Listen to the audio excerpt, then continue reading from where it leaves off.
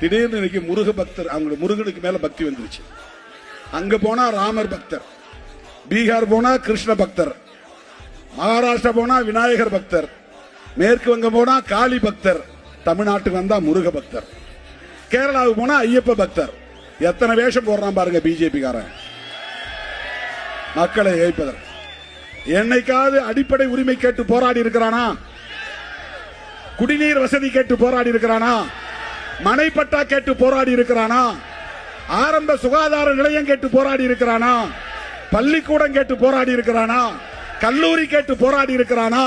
இடஒதுக்கீடு கேட்டு போராடி இருக்கிறானா? தனியார் துறைகளில் இடஒதுக்கீடு வேண்டும் என்று சொல்லி இருக்கிறானா? நீட் வேண்டாம் என்று போராடி இருக்கிறானா? ஓபிசி இடஒதுக்கீட்டை உயர்த்த வேண்டும் என்று சொல்லி இருக்கிறானா?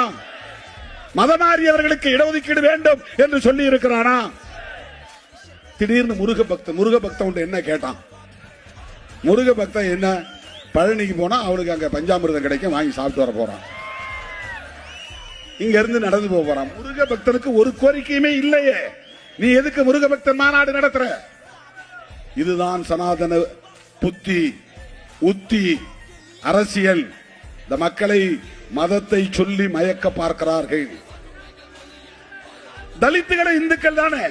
இதே பிஜேபி காரன் தலித்துகள் தெருக்கு தேர் வரணும்னு போராடி இருக்கிறானா?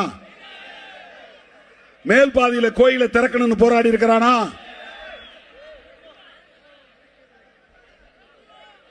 சாதிய வன்கொடுமைகள் கூடாது என்று போராடி இருக்கிறானா? சேரிகளை கொளுத்தும் போது கண்டித்திருக்கிறானா?